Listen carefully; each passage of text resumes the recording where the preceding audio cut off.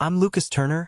I'm 33 years old, and my own family left me to rot in an empty office over a long weekend while they took a luxury vacation to the Maldives on the company's dime. They saw me as their silent, obedient workhorse, the reliable engine that ran their lives, a tool to be used and put away. They were wrong. Before I tell you how their dream trip turned into a corporate nightmare that cost them their kingdom, do me a favor and let me know where you're watching from in the comments below. It helps to know I'm not the only one who's ever felt invisible. It all started on a Friday morning, one of those beautiful early summer days where the air outside feels electric with possibility. Inside the offices of Turner Enterprises, that electricity manifested as a frantic buzz. People were wrapping up projects, making weekend plans, their laughter echoing lightly in the hallways. It was a feeling I observed from a distance, like a scientist studying a foreign species. The concept of a weekend was a luxury my family didn't believe I was entitled to. My phone rang, dragging me from the window. The caller ID was Richard Turner, not Dad. We hadn't been on those terms for a long time. I was his chief systems engineer, he was my CEO. That's how he preferred it. I answered, "Lucas." His voice boomed, impatient and devoid of pleasantries. "That big client, the Omnicorp deal. They're launching their new platform on Monday. I need everything, and I mean everything, running at 110%. No glitches, no excuses. That means you're in the office this weekend. I want you to go over every line of code, every server, every security protocol. Make it flawless." I looked at the calendar on my desk. I had plans, real plans, a friend's barbecue, a much-needed hiking trip to clear my head, a life waiting to be lived. "Dad, it's a 3-day weekend." I had plans. A sigh of exasperation on the other end. It was a sound I knew intimately, the sound of my needs being an inconvenience. "Plans can be changed, Lucas. This is the family business. It's about dedication, about sacrifice. Your brother understands that. You need to step up. The family business." Those 3 words were the bars of my cage. For them, it meant legacy, power, wealth. For me, it meant an endless series of sacrifices on an altar I didn't choose. I was the ghost in their machine, the silent architect of the digital infrastructure that processed their millions. But in their eyes, I was just a highly paid mechanic. The guy you call when the Wi-Fi is slow or a spreadsheet won't open. The comparison to Ryan was the final twist of the knife. My brother, the vice president of schmoozing. My voice came out flat, defeated. The fight had left me long ago. "All right, I'll be here." "Good," he grunted, the mission accomplished. He didn't say thank you. He didn't say, "I appreciate you." He just hung up. The sharp click of the disconnected line was the sound of my weekend, my life, being signed away. A minute later, my personal phone buzzed with a notification. It was Instagram, a new post from Ryan. The picture was bright, obnoxious. There he was, grinning his perfect white smile from a ridiculously plush first-class airline seat. Beside him, my mother, Evelyn, beamed, her face glowing with pride. In Ryan's hand was a glass of bubbling champagne. The location tag was a pinpoint over the Indian Ocean. The caption was the final insult. "Off to the Maldives, gearing up for some tough negotiations at our corporate retreat. Big things coming. Hashtag work hard, play hard, hashtag Turner Enterprises, hashtag family business." My blood didn't just run cold. It turned to ice. Corporate retreat. Tough negotiations. It was all a lie, a brazen, insulting lie. The big client project was their cover story, and I was the designated mule left behind to carry the load while they basked in the sun. They weren't just taking a vacation. They were using my labor, my canceled life, as the currency to pay for it. The rage that filled me was a different kind. It wasn't hot and explosive. It was cold, dense, and heavy, settling in my gut like a block of lead. For years, I had swallowed their casual disrespect. I had smiled through gritted teeth at Thanksgiving dinners when Ryan was toasted for closing a deal that my proprietary software had single-handedly secured. I had worked through holidays, through sickness, through exhaustion, to fix the messes his incompetence created. This time was different. Something deep inside me, a support beam I didn't even know was there, didn't just crack. It disintegrated. I swiveled back to my main monitor. On a secondary screen, a small, unassuming window was always open on my desktop. It was the System Administration panel. A single line of text blinked in amber. System-wide authentication protocol activation in 72 hours unless manually deferred. It was my creation, my brainchild, a digital dead man's switch born from the ashes of the last crisis Ryan had caused. Every Friday, for the past 6 months, my last action before leaving the office was to click the defer button. A simple 2-second action that kept the kingdom running, that saved them from their own majestic ignorance. My hand rested on the mouse. I could hear my father's voice echoing in my head. Plans can be changed. Oh, they can, Dad. You have no idea. I pulled my hand back as if the mouse were red hot. I stared at the blinking amber text. The countdown. Tick. Tock. For the first time in my professional life, I stood up from my desk before the job was done. I grabbed my keys and my jacket. I walked out of that cavernous, empty office. The hum of the servers a lonely symphony behind me. I didn't look back. The clock was ticking. And this time I wasn't going to stop it. Why then? Why that Friday? People who hear this story always ask that. They think it was a snap decision, a single moment of anger. It wasn't. It was the final grain of sand that tipped a scale weighted down by 1,000 other moments. To understand what happened that Monday, you have to understand the decade that led up to it. You have to understand what it feels like to be the most important person in the room and the most invisible one at the same time. Let's go back 5 years. I was graduating with my master's degree in advanced network engineering. It was a top-tier program, and I'd busted my ass to get through it, juggling a full course load while still working 20 hours a week remotely for Turner Enterprises, fixing the problems they couldn't see. I was proud. I was the first Turner in 2 generations to get a postgraduate degree, the first to truly master the technology that was supposedly the future of our business. The ceremony was in a vast, sunlit auditorium.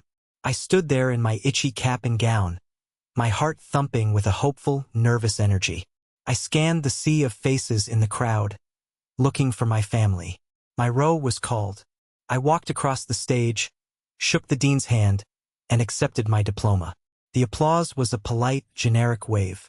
I looked out again. Their seats were empty. They finally arrived an hour later, shuffling into the restaurant I'd booked for our celebratory dinner. They were flushed, laughing about some traffic jam they'd hit. My father clapped me on the shoulder, a gesture that felt more like a formality than a heartfelt congratulations. Sorry we're late, son. Ryan just closed the deal with Northgate Industries. We had to take them for a celebratory drink. My father announced to the table, beaming at my brother. Ryan, ever the charmer, gave a modest shrug. It was a team effort. It wasn't. I knew for a fact that the Northgate deal had been hanging by a thread until I'd built a custom data analytics tool for them, proving our value. Ryan's contribution was taking them golfing. My mother, Evelyn, reached across the table and squeezed his hand. Oh, honey, don't be so humble. You have a natural gift with people. You are the face of this company. She then turned to me, her smile a little tighter. We're so proud of you too, Lucas. All that studying. My father slid a long, thin box across the table. It was heavy. I opened it. Inside, nestled in satin, was an expensive-looking Mont Blanc pen. There you go, Lucas, he said, his voice full of avuncular wisdom. You've got the brains, no doubt about it.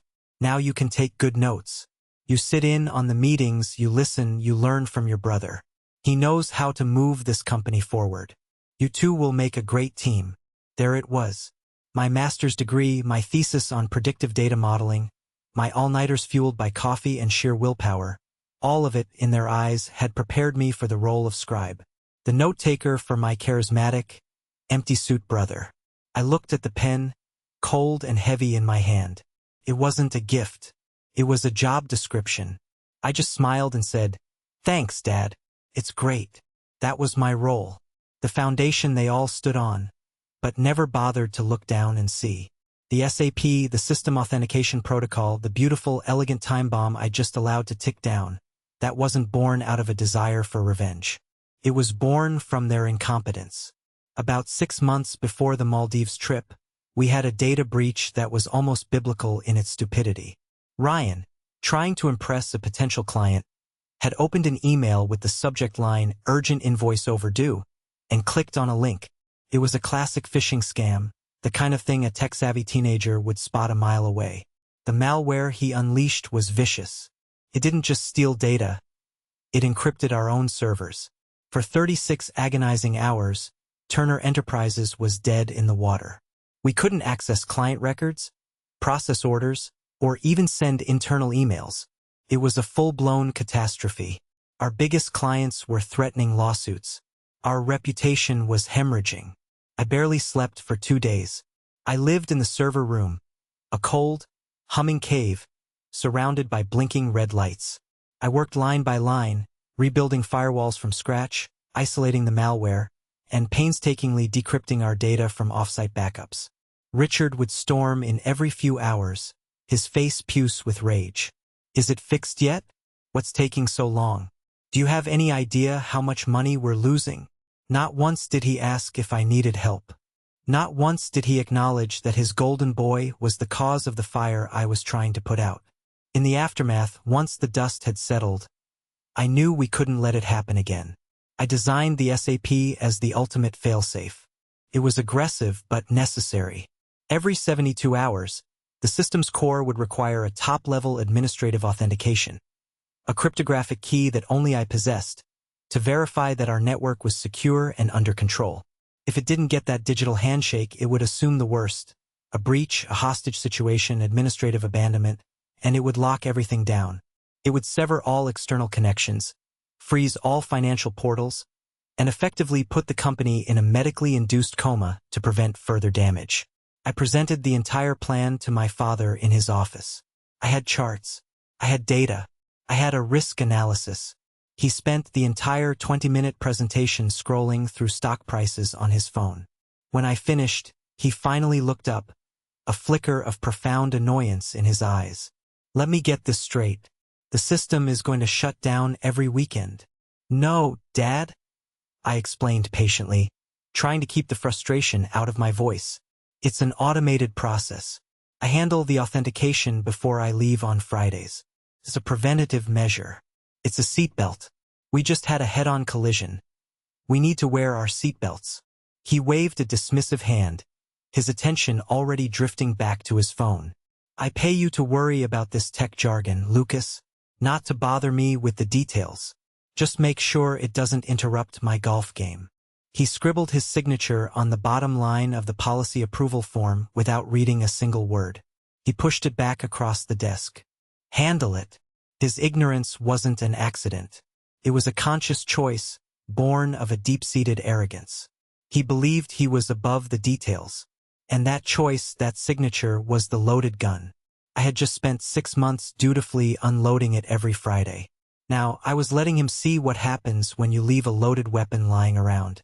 During that crisis, the only person in management who treated me like a human being was Samantha, the head of customer service.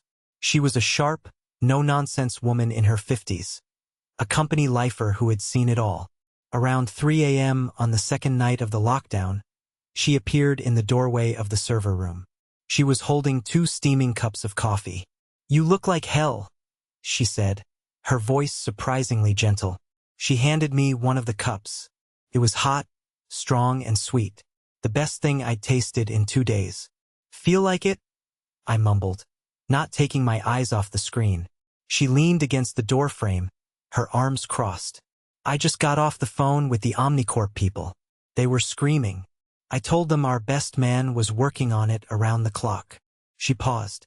"You know, none of us would have jobs right now if it weren't for you, Lucas. They can all pretend up in the executive suite, but we know who really keeps this place running." I looked up at her, genuinely surprised. It was such a simple statement, but it felt like a lifeline. "Just doing my job, Sam." She gave me a sad, knowing smile. "You do more than your job. We all know it." She left me with the coffee, but her words stayed with me. They were a tiny island of validation in a vast ocean of dismissive indifference. It was around this time I started seeing Dr. Miller. I went because I was perpetually exhausted. My jaw was always clenched, and I felt a low-grade anger simmering just beneath my skin like a faulty electrical wire.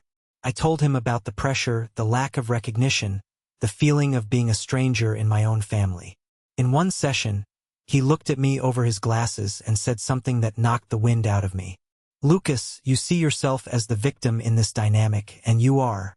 But you're also the enabler. Every time you silently fix their problems, every time you swallow their disrespect, you are teaching them that your skills have no value and your time is free. You're rewarding their bad behavior. What do you think would happen if you just stopped?" The thought sent a jolt of pure terror through me.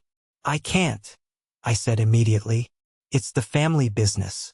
It would all fall apart." He leaned forward, his voice gentle but firm. "Would it? Or would they simply be forced to face the consequences of their own actions for the first time? Is it a family business, Lucas?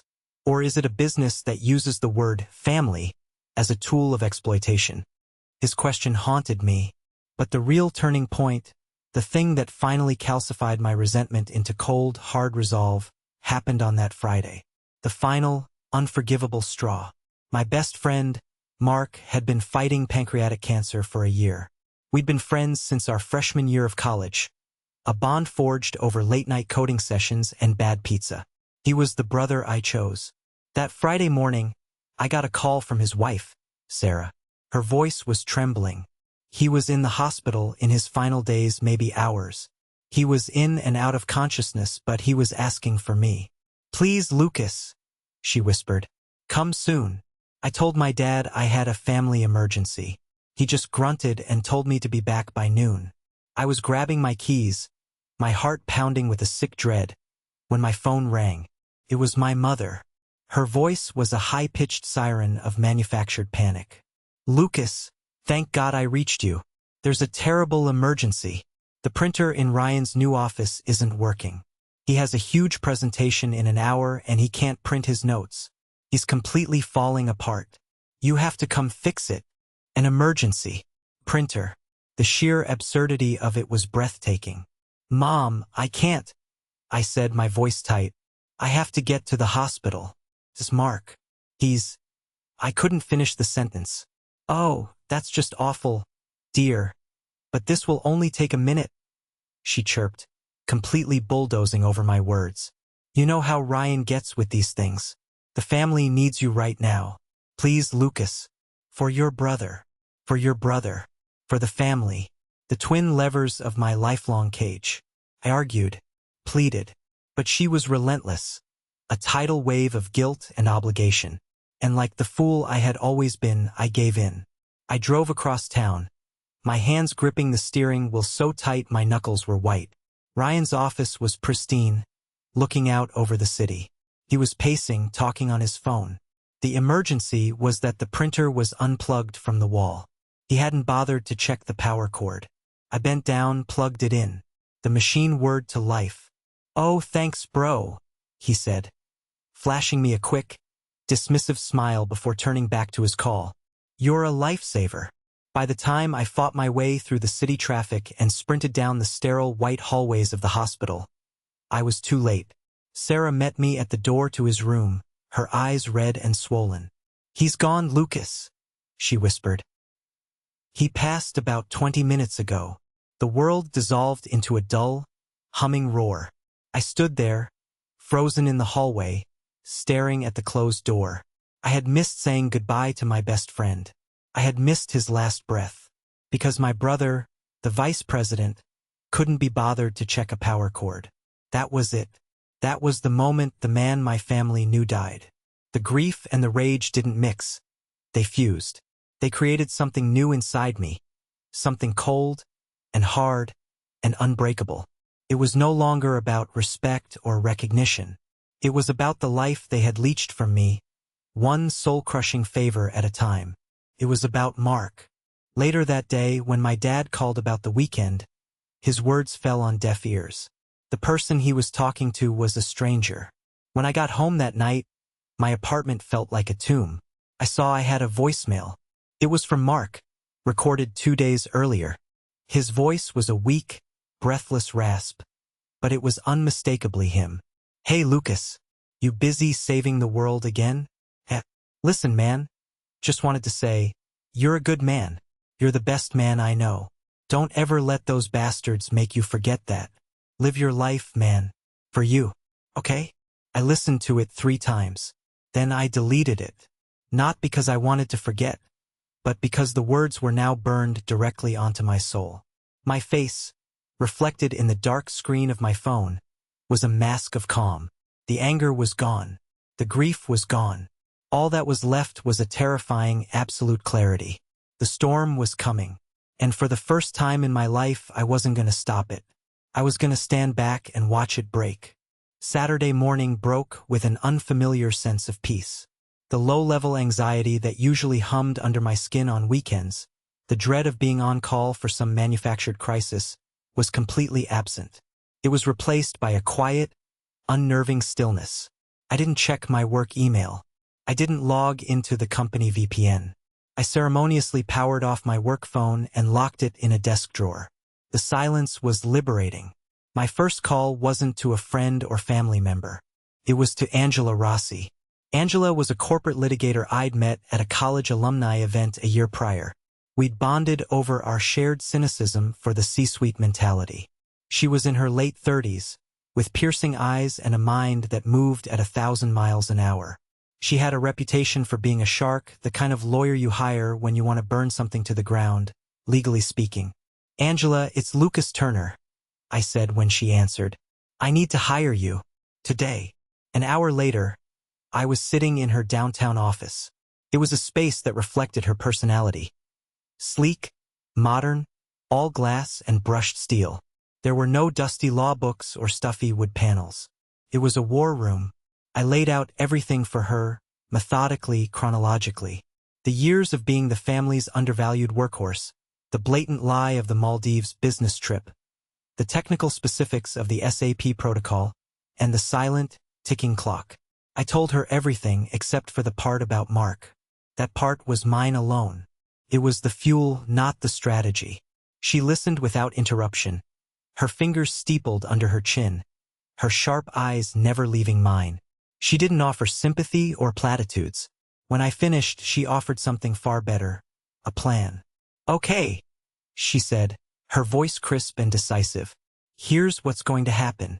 On Monday morning, when that system goes down, they are not going to be reasonable.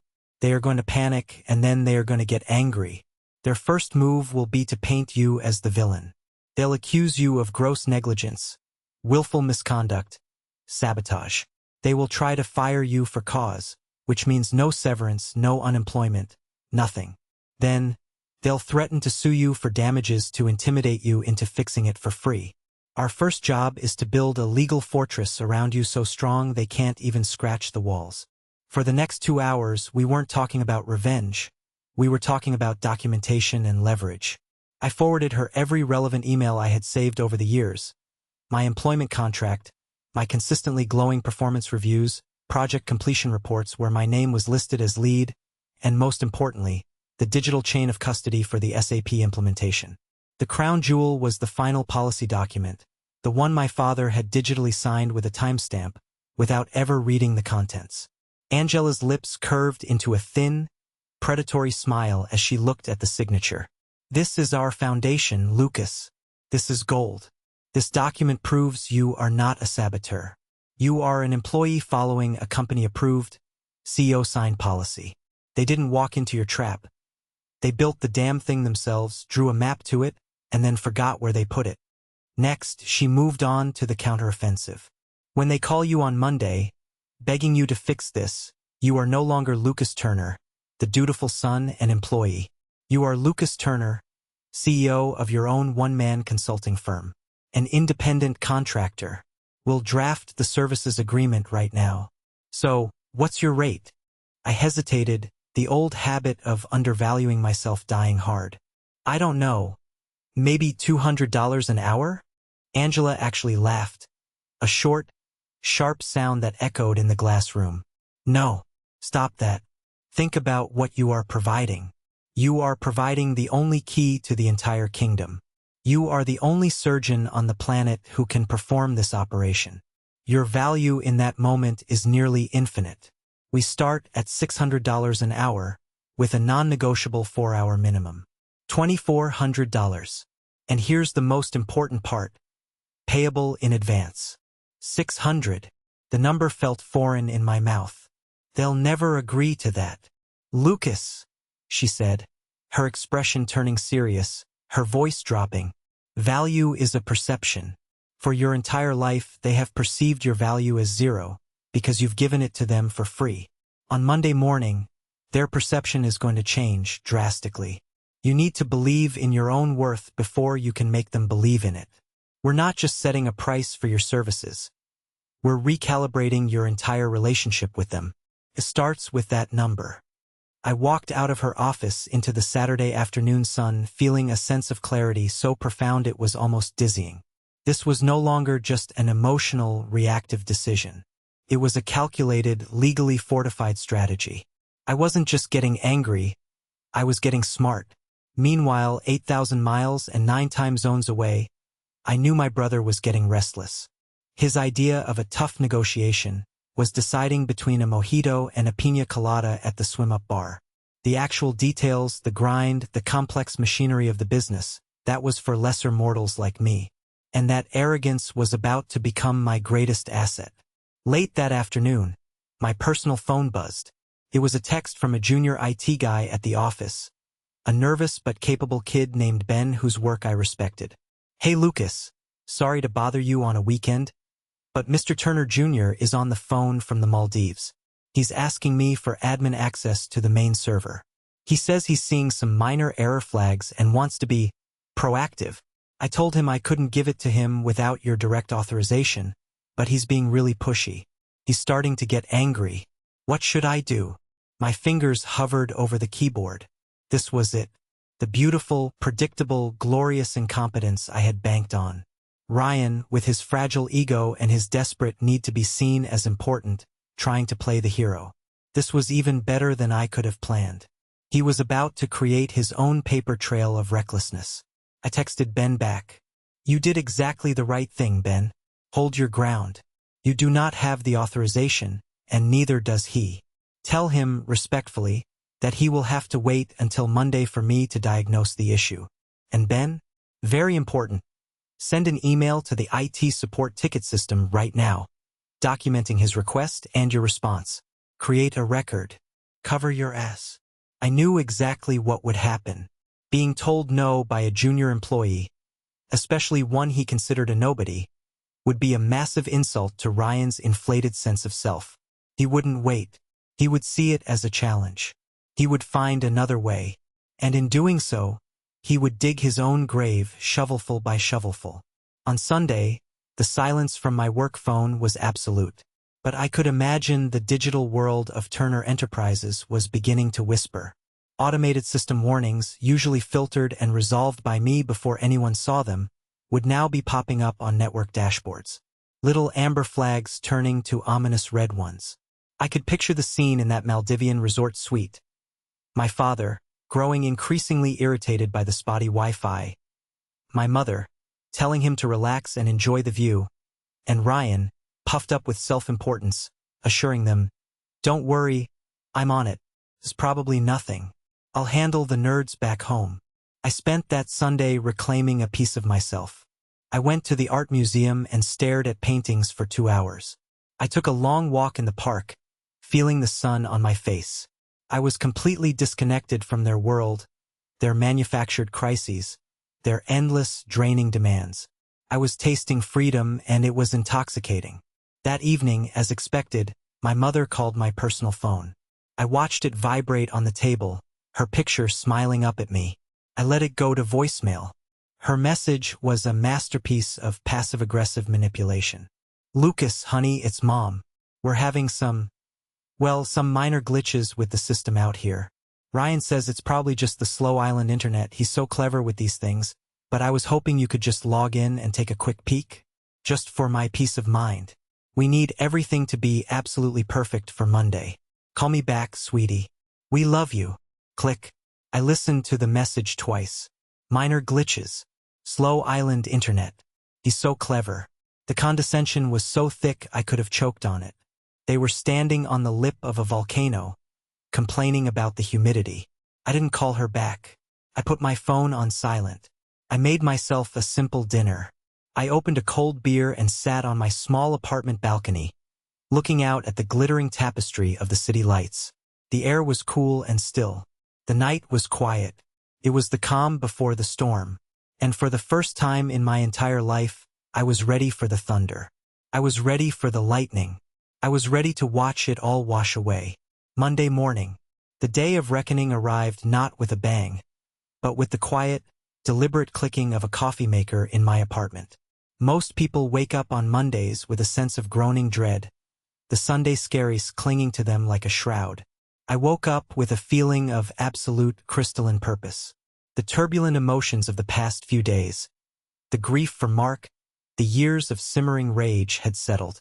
They hadn't disappeared, but they had cooled and hardened into something new. Resolve.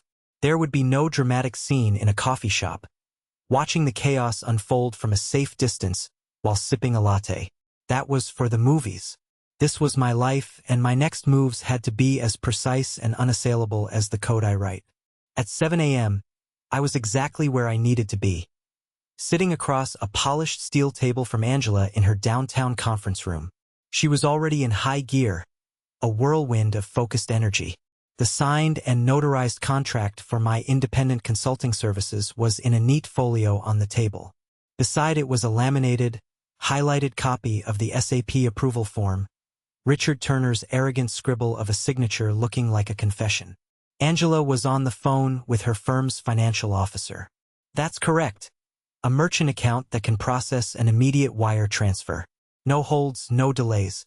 The payment will be for professional services rendered in a crisis mitigation scenario.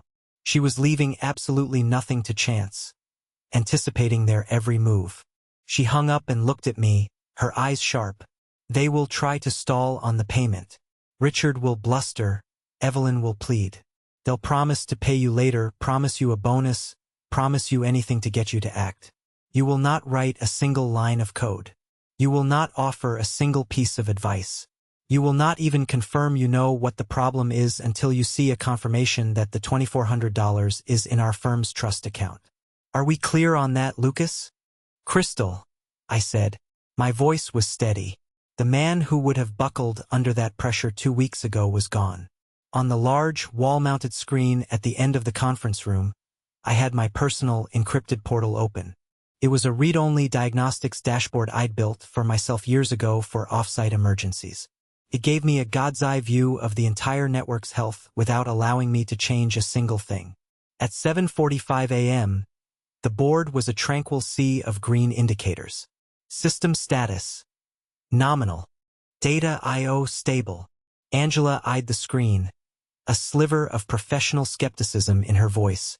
You're absolutely certain this is going to work? There's no manual override he could have bullied someone into hitting?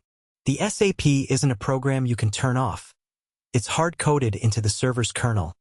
I explained, the words familiar and comforting. It's part of the system's foundational DNA. It's not a policy. It's a law of physics for our network. At exactly 8 a.m., the 72-hour grace period for administrative authentication expires. The system will ping for the master key. It won't find one. For the next 7 minutes, it will run a cascade of self-diagnostics to ensure this isn't a false positive. Then the lockdown protocol begins. It's designed to be swift, total, and irreversible without the key. My personal phone, sitting on the table between us, began to vibrate at 8:02 a.m. The screen lit up, Samantha C. I ignored it. A moment later, John F. Ignored. Then the head of operations, the head of sales. The calls were coming in fast, a digital barrage of panic. I let every single one go to voicemail. At exactly 8:07 a.m., the tranquil green sea on the screen in front of us vanished. It was replaced by a tidal wave of catastrophic red. System status. Critical failure. Lockdown protocol engaged. External portals and APIs offline. Client database access denied. Inaccessible. Financial ledgers and payment gateways. Locked. Network access. Local only. All external traffic blocked. It was done. In the space of a heartbeat, Turner Enterprises had become a digital island, completely cut off from the global economy. They couldn't access a single client file. They couldn't send an invoice. They couldn't receive a payment.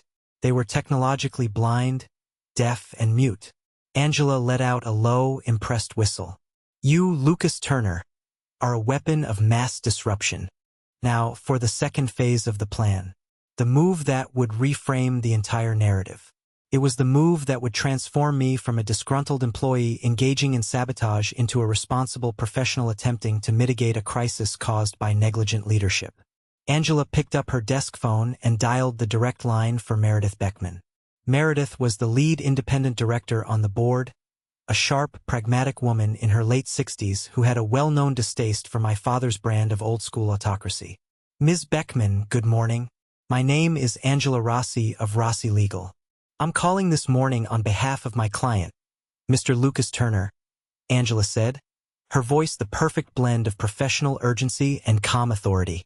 I am calling to formally inform you that, as of 8:07 a.m. Eastern Time, the Turner Enterprises network has entered a full security lockdown. This is pursuant to the System Authentication Protocol, or SAP, which was approved by the board and signed by CEO Richard Turner 6 months ago. My client anticipated this eventuality due to a lack of administrative action over the weekend and has been attempting to warn management. He is standing by to assist in the recovery efforts. She paused, listening to the other end. Yes, he is fully capable of resolving the situation. However, his standard employment contract does not cover services of this nature outside of business hours. He is available to assist as an independent crisis consultant. We have just forwarded his terms of service, along with a full copy of the approved SAP documentation, to your email for your review. We advise you to review it promptly. We look forward to hearing from you. She gently placed the receiver back in its cradle. The sheer brilliance of it left me breathless. We hadn't made a single accusation. We had simply stated facts, provided documentation, and offered a solution. We had framed me as the responsible party and my family as the negligent, unreachable management. The ball, a ticking time bomb, was now squarely in the board's court. I leaned back in the plush leather chair, the frantic, incessant buzzing of my phone now seeming like a distant, irrelevant noise. The trap was sprung. The fortress was built. Now, all we had to do was wait for the king of the castle, sunning himself on a tropical island, to realize his kingdom was burning to the ground. The call I was waiting for came at 8:31 a.m. The satellite delay was almost palpable. The caller ID on my personal phone, which I had finally unsilenced, flashed with a name that used to make my stomach clench with anxiety. Richard Turner. Now, it just looked like a problem I was about to solve. I let it ring 3 times, a small act of psychological warfare. I took a slow, deep breath, then tapped the screen, activating the speakerphone so Angela could hear every word. Hello. I kept my voice perfectly neutral, almost bored. The voice of a man answering a call from an unknown number.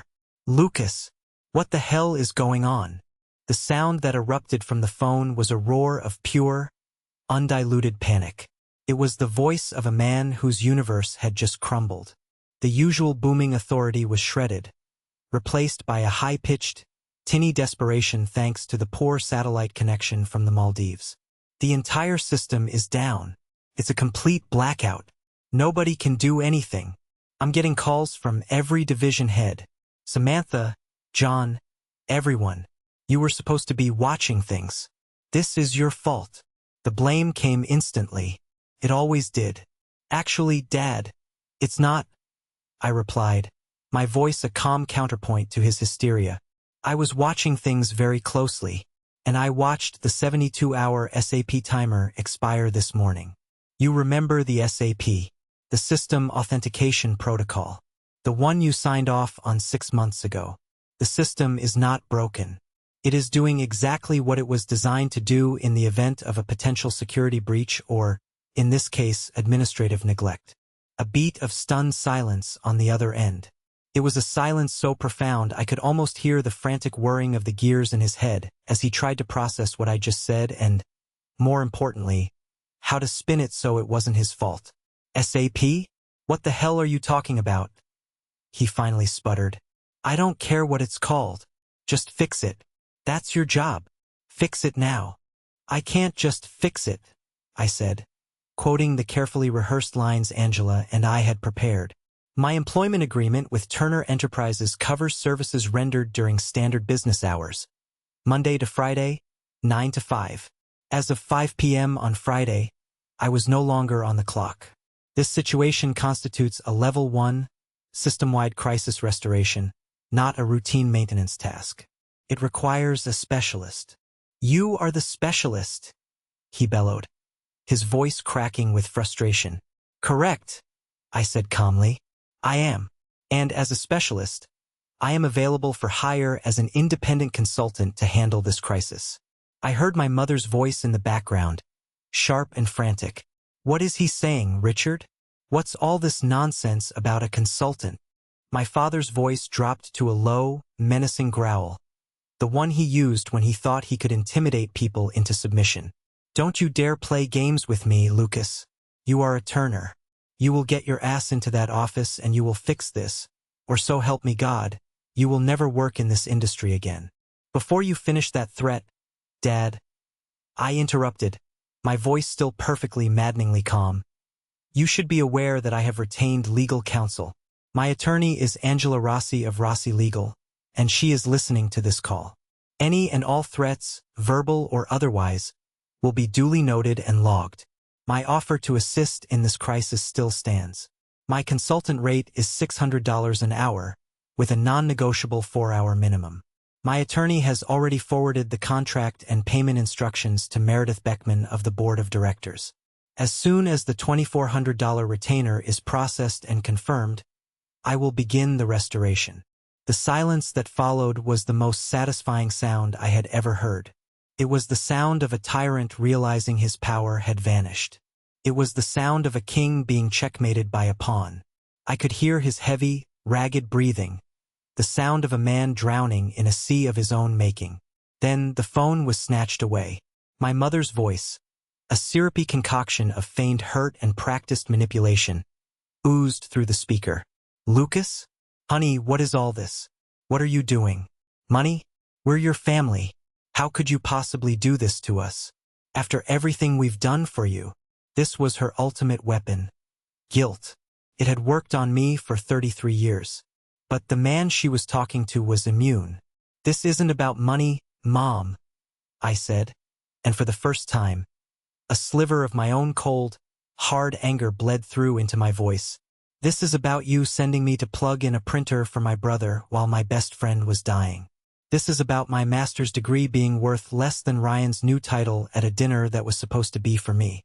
This is about you sipping champagne on a company-funded vacation to the Maldives while I was supposed to be working for free to pay for it. This is about my life. The contract is non-negotiable. Goodbye. I ended the call. My hand was shaking, a fine tremor from the adrenaline. Angela reached across the table and gave my arm a firm, reassuring squeeze. Perfect, she said, her voice full of admiration. That was perfect. And then we waited. For 45 agonizing, silent minutes we waited. I watched the company's internal Slack channels, which were still functional on the local network. It was pure, unadulterated chaos. Panic, blame, accusations. It was a digital Lord of the Flies. Then, at 9:17 a.m., Angela's laptop emitted a soft ping. It was an email from her firm's trust account. Subject: Wire transfer confirmation. Payment received, $2,400. From Turner Enterprises. I took a deep, steadying breath. Angela gave me a sharp, decisive nod. It's time to go to work, I said. The restoration process was a delicate, high-wire act. It wasn't just about flipping a switch. I had to remotely tunnel into the core server through my encrypted backdoor, manually verify the integrity of the network security layers, generate a new 72-hour cryptographic admin key, and then reboot the entire multi-terabyte system in a precise, staggered sequence to avoid catastrophic data corruption. It was digital open-heart surgery, and I was the only surgeon on the planet who knew this patient's anatomy. As I delved deep into the server logs to diagnose the system's state before I began the revival, my blood ran cold. It was far worse than I had thought. The logs, a meticulous, second-by-second diary of the system's activity, told a story of breathtaking incompetence. There were dozens, nearly 100, failed login attempts from an unauthorized IP address. An IP address that geolocated directly to the 5-star luxury resort in the Maldives where my family was staying. It was Ryan. He hadn't just been pushy with the IT junior, Ben. He'd apparently bullied the poor kid into giving him a low-level access key, then tried to use that key to bypass the SAP protocol himself. He had been trying to brute force his way into the system's core. It was the digital equivalent of trying to open a bank vault with a toothpick and a prayer. The system, recognizing his repeated, unauthorized attempts as a hostile cyber attack, had automatically triggered an even deeper level of lockdown, sealing off internal partitions that were never meant to be touched. But that wasn't the worst part. My stomach twisted into a knot of cold fury as I scrolled further. In his desperate, ham-fisted attempt to be the hero and fix the minor glitch, Ryan had inadvertently triggered a fatal command sequence. A sequence that had targeted and wiped the most recent backup partition. The system's primary data was still intact, shielded by the deepest layers of security. But the rolling backup from the last 48 hours, all the sales data, all the client communications, all the financial transactions from Thursday and Friday was gone. Not just inaccessible. It was erased, overwritten with zeros. It was permanently, irrevocably gone. This wasn't just incompetence anymore. This was the catastrophic destruction of company assets. He hadn't just let the bomb go off. He'd poured gasoline on the fire in a pathetic, ego-driven attempt to put it out. With methodical precision, I saved every single line of those server logs. Every failed login attempt from Ryan's IP address. Every error message his fumbling generated. Every corrupted file path his actions left behind. I compiled it all into a single, detailed, and utterly damning technical report. A narrative of pure idiocy. At 11:23 a.m., I initiated the final reboot sequence. On Angela's screen, the wall of red flickered. It turned to a hopeful yellow as the systems came back online one by one. And then, finally, to a solid, beautiful, uniform green. Turner Enterprises was back in business. My phone buzzed with a text from Samantha. "We're back. The system is up. You are a goddamn miracle worker. Lucas." I leaned back in my chair, the adrenaline slowly beginning to subside. I had done it. I had pulled them from the fire they had set themselves. But I knew this was only half-time. The technical crisis was over. The corporate reckoning was about to begin. I attached my meticulously compiled technical report to a new email. The subject line was simple and professional. Root cause analysis of system failure on July 14th. I sent it to Angela, to Meredith Beckman, and to every single member of the board of directors. Then, I leaned back, took a sip of cold coffee, and waited. The real checkmate was still to come. The summons arrived via email at 1:30 p.m. It was from Meredith Beckman's executive assistant, and the tone was a stark contrast to the earlier panic. It was cold, formal, and absolute. An emergency meeting of the board of directors has been called for 3 p.m. Eastern Time today. A secure video conference link will be sent to you and your legal counsel shortly. Your presence is required. Please be prepared to present the findings of your technical report. Angela read it over my shoulder, her expression grim but satisfied. "Showtime," she said. "Don't be nervous. Just state the facts. The logs don't have an opinion. They just are." At 2:55 p.m., we were back in her conference room. I had changed into a crisp, dark blue button-down shirt Angela had insisted I bring. "You're not the IT guy in the basement anymore, Lucas," she'd said. "You're the expert witness. Look the part." I felt a strange combination of nerves and a profound, empowering calm. For the first time, I was walking into a confrontation with my family where I held all the cards. The video conference link went live, and the large screen on the wall populated with a grid of serious faces. There were the 7 members of the board, a gallery of powerful men and women in their 50s and 60s. I recognized Meredith Beckman's sharp, intelligent features and the stern, unreadable expression of Barbara Vincent, the interim COO who had a reputation for ruthless efficiency. And then there were the other 3 windows, broadcasting from a sun-drenched conference room halfway across the world. My father, Richard, sat stiffly in the center, his face a thunderous mask of barely contained rage. He looked like a king who had been summoned to court by his own subjects. My mother, Evelyn, sat beside him, her expression carefully composed into a mask of wronged, concerned matriarchy. She was radiating disapproval, and Ryan just looked terrified. He was pale, fidgeting, and steadfastly refusing to look at the camera, his eyes darting around the room as if seeking an escape route that didn't exist. The tropical paradise visible through the window behind them seemed like a cruel joke, a garish backdrop to their public execution. Barbara Vincent, the COO, called the meeting to order. Her voice was pure ice, cutting through the tension. This is an emergency meeting of the Board of Directors of Turner Enterprises. The purpose of this meeting is to discuss the catastrophic system failure that occurred this morning and to review the subsequent findings of the root cause analysis. Mr. Lucas Turner, I believe you have a report to present to the board. Every eye in the virtual room, from the seasoned directors to my own family, swiveled to me. I took a slow, steadying breath. Angela, sitting just out of the camera's frame, gave me a subtle, encouraging nod. This was my stage. Yes, Madam Chairwoman, I do, I said, my voice coming out clearer and stronger than I expected. I shared my screen, bringing up the first slide of the presentation I had prepared with Angela. It was simple, clean, and filled with undeniable facts. Good afternoon, members of the board. What I am about to show you is a step-by-step analysis of today's events. I want to be clear from the outset.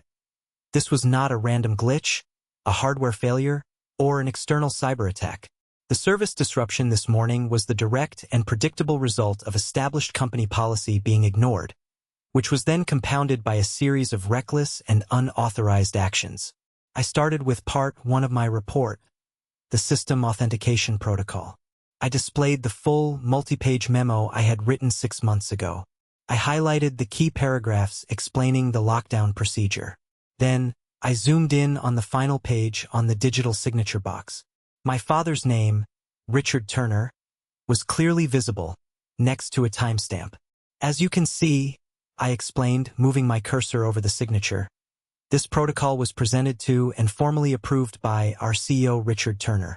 Its sole function is to protect the company's digital assets in the event of administrative neglect or a potential breach.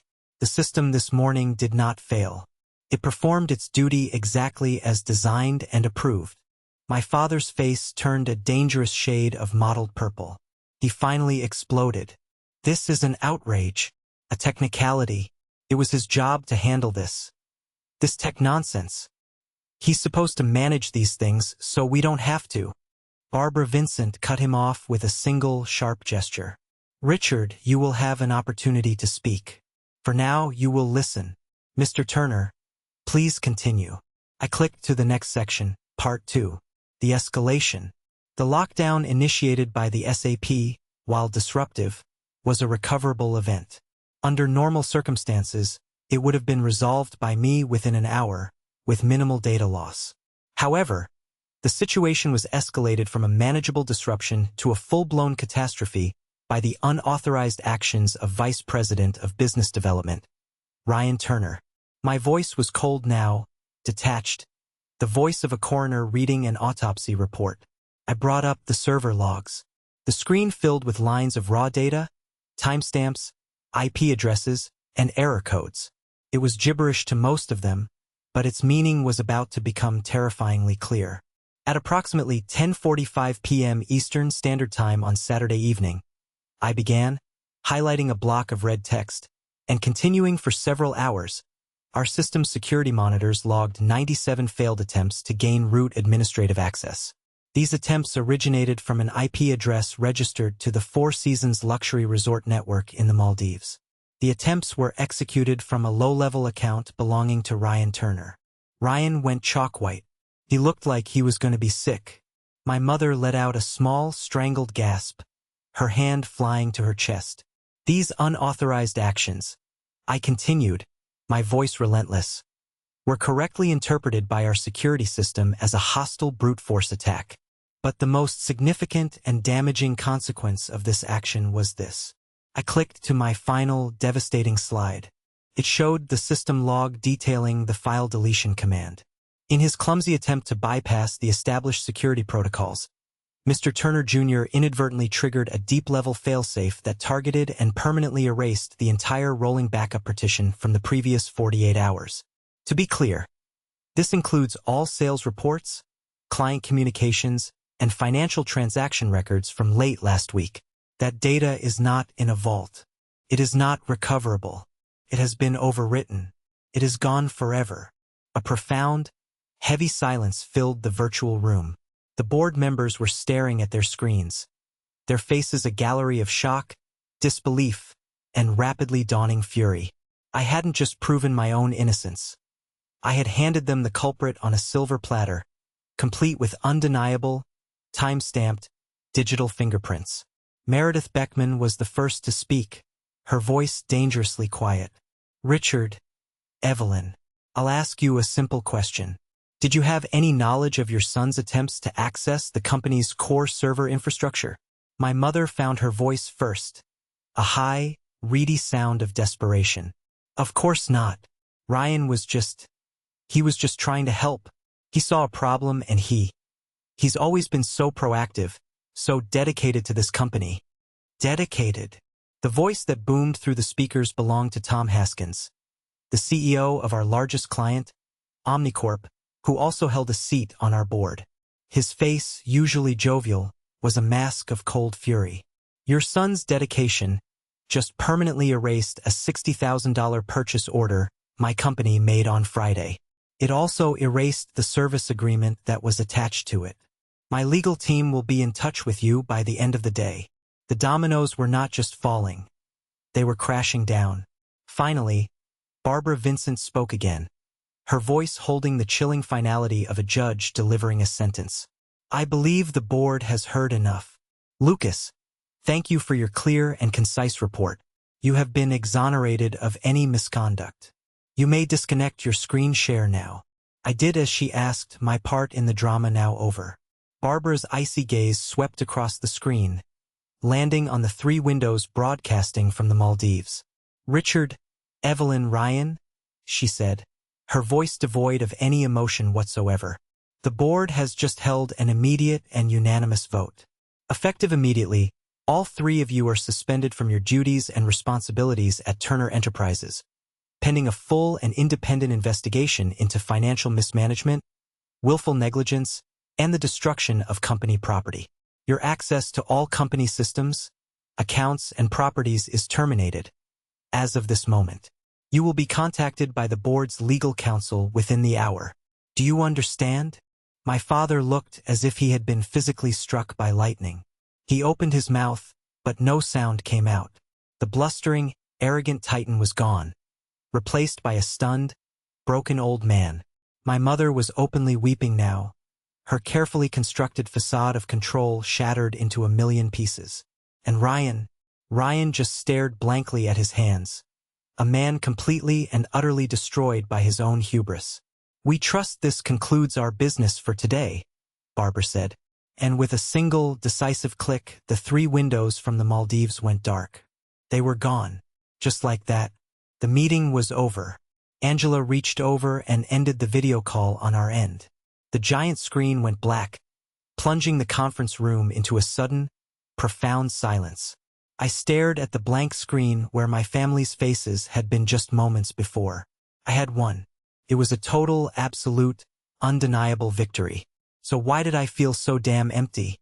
The 2 weeks that followed the corporate guillotine were a strange, surreal blur of legal maneuvering and quiet, methodical dismantling. Angela was magnificent. She operated with the precision of a surgeon, ensuring the board's investigation was truly independent and that my name was not just cleared, but burnished. She negotiated my severance package with a ferocity that was almost terrifying. It wasn't hush money. It was, in her precise legal terms, a substantial, long-overdue remuneration for services rendered, intellectual property contributed, and professional damages incurred due to executive negligence. It was more money than I had ever seen in my life. The company also agreed, as part of the settlement, to provide a glowing, unequivocal letter of recommendation signed by Barbara Vincent herself, and to issue a formal, written apology from the board of directors for their previous lack of oversight which had allowed the toxic environment to fester. It was a complete and total vindication. I only had to go into the office one last time, to collect the few personal items from my desk. The building felt different, haunted by the ghosts of the old regime. People I had known and worked with for years suddenly couldn't meet my eye. They would see me coming down the hall and abruptly turn into a doorway or become intensely interested in their phones. Whispers followed me like a shadow. I wasn't sure if they saw me as a hero who had liberated them or a traitor who had brought down the founding family. Maybe I was a bit of both. Samantha was the only one who approached me directly. She came to my cubicle with a cardboard box, her expression a mixture of sympathy and awe. "So, it's true," she said, her voice low so others wouldn't overhear. "The whole story. The logs, Ryan, the board meeting, everything." I shrugged, placing a few well-worn technical manuals into the box. "I just told the truth and presented the data." "No," she said, looking me straight in the eye with an intensity that surprised me. "You did what none of the rest of us had the courage to do. For years, you held them accountable. You might have actually given this company a chance to become a decent place to work." She reached out and gave my arm a firm squeeze. "Thank you, Lucas. From all of us down here in the trenches." Her words, and the genuine gratitude in her eyes, meant more to me than the severance check ever could. I packed the last of my things. A framed photo of me and Mark at a Yankees game. A chipped coffee mug that said "World's Okayest Engineer." A few personal coding projects on a thumb drive. As I was taping up the box, Barbara Vincent's assistant appeared. "Ms. Vincent would like to see you in the CEO's office before you leave." The CEO's office. My father's office. I walked down the hall, my footsteps echoing.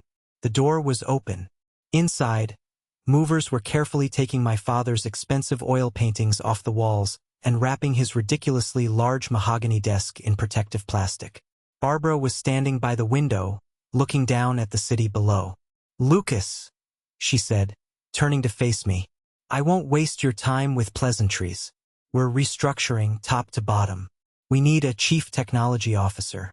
Not just an engineer, but a strategist. Someone with real vision who understands this company from the ground up. The job is yours if you want it.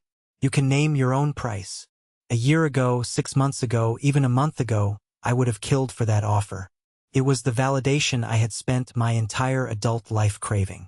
The title, the corner office, the respect.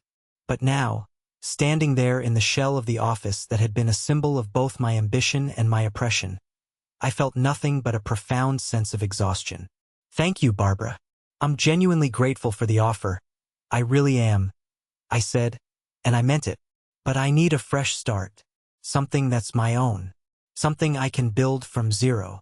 She nodded slowly, a flicker of what looked like genuine understanding in her sharp eyes. "I thought you might say that. A man who can burn down a kingdom is rarely content to manage the ashes. Well, the offer stands if you ever change your mind. Good luck, Lucas." As I walked out of that building for the last time, carrying my small box of belongings, I felt a sense of release so profound it almost made my knees buckle. The immense weight I had been carrying on my shoulders for years, the weight of their expectations, their disappointments, their endless needs, was finally blessedly gone. The final, ugly loose end was tied up a few days later. My mother appeared at my apartment door, unannounced. She looked diminished, smaller. The expensive clothes and perfectly coiffed hair seemed like a costume on a stranger. Stripped of the power and prestige she had always worn like a second skin, she just looked like a tired, bitter woman. She didn't yell. She didn't scream. She just stood in my doorway, her hands twisting the leather strap of her designer purse. "Your father, he's not well," she said, her voice thin and brittle. "The stress of all this, his heart." "I'm sorry to hear that," I said, and I was in the detached way you feel sorry for a stranger in the news. "How could you?" she finally whispered, the question loaded with a lifetime of perceived betrayals. "We are your family. We gave you everything." And that was it. That was the fundamental, unbridgeable chasm between their reality and mine. They genuinely believed that the job, the paycheck, the association with the hallowed Turner name was a gift they had bestowed upon me, not a value I had created for them day after day, year after year. I looked at my mother, the woman who had so effortlessly chosen her golden boy over her workhorse son, the woman who had sent me to fix a printer while my best friend was taking his last breaths, and I felt a great, yawning sadness wash over me. "You didn't give me everything, Mom," I said, my voice quiet but unshakable. "I earned my place. I earned my salary. I built half of that company with my own 2 hands and my own mind. You, Dad, and Ryan, you just cashed the checks." I took a small step back from the door, creating a physical space that mirrored the emotional one. "I think you should go. There's nothing left to say." She stared at me for a long, silent moment, her eyes searching my face for the son she used to know, the boy she could manipulate with a well-placed sigh or a tear. He wasn't there anymore. There was no recognition in her eyes, no remorse, just the bitter, uncomprehending stare of someone who has lost a game they never even realized they were playing. She turned without another word and walked down the hall. I watched until she disappeared into the elevator. As I closed and locked my door, I knew it was truly over. I had lost a family, but I had finally reclaimed my life. The silence in my apartment wasn't lonely anymore. It was peaceful. It was the sound of a new beginning. It's been a little over a year now since that fateful Monday. I'd love to tell you that I took my severance money, started my own company, and became an overnight tech millionaire. That would be the satisfying movie ending, right? The reality is a lot messier, and a lot more work. I did start my own company. I used a chunk of the money to lease a small office space and buy some decent equipment. I called it Integrity Systems. A bit on the nose, I know, but after everything that had happened, the name felt important. Felt like a mission statement. The first 6 months were brutal. I was the CEO, the CTO, the salesman, the accountant, and the janitor. There were 80-hour weeks fueled by cheap coffee and the gnawing fear of failure. There were days I sat alone in my tiny office, staring at the silent phone, thinking I'd made a terrible, arrogant mistake. Days I was tempted to call Barbara Vincent and ask if that CTO job was still on the table. Building something from scratch, I learned, is infinitely harder than fixing something someone else broke. But slowly, painstakingly, it started to come together. I landed a small client, then another. My reputation for being meticulous, for delivering on time and under budget, started to spread. The work is hard, the hours are long, but it's mine. Every success, no matter how small, is mine. Every failure is a lesson I learned for myself. There's no family discount, no shadow of a golden boy brother. There is just the work and the value I create with my own 2 hands. It's a feeling of satisfaction so profound it's hard to describe. I heard through the grapevine what happened to Turner Enterprises. After a brutal 6-month investigation, the board officially cleaned house. My father and mother were forced to sell their majority shares at a fraction of their former value to cover the legal fees and the damages owed to clients like Omnicorp. I heard they moved somewhere down south to a smaller house, a smaller life. We don't speak. I have no idea what happened to Ryan. His name, once a source of constant irritation, has simply faded from my life, like a bad song you finally can't remember the tune to. Samantha still emails me every few months. She's the new vice president of operations. She told me the company culture is slowly, painfully changing for the better. In her last email, she sent me a screenshot of a page from the new employee handbook. There's a section on corporate ethics and accountability. It's officially titled the Lucas Protocol. It mandates fair compensation and respect for all employees' time, and outlines a zero-tolerance policy for executive misconduct. I laughed for a solid 5 minutes when I saw that. Life has a funny, ironic way of finding balance. Last week, I did something I hadn't done in a long time. I went to a Yankees game by myself. It was a perfect, cool evening.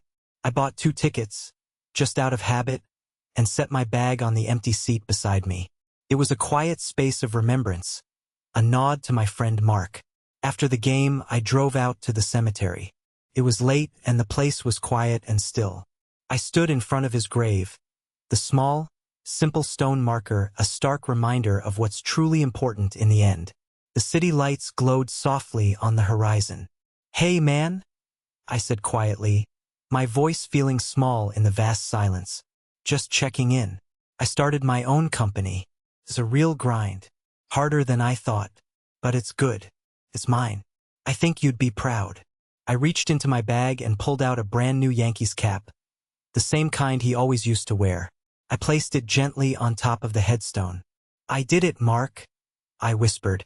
"I'm finally living my life. For me."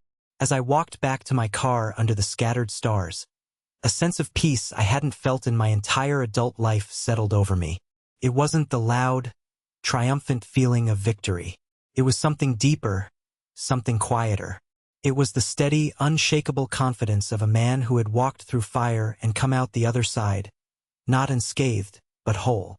The road ahead isn't easy, but for the first time it's a road of my own choosing. And I'm not looking back. Thank you for listening to my story. I hope it resonated with you in some way. Have you ever been in a situation where you had to choose between your family and your own self-worth? Share your story in the comments below. I read them all. And don't forget to like and subscribe so you don't miss what's next.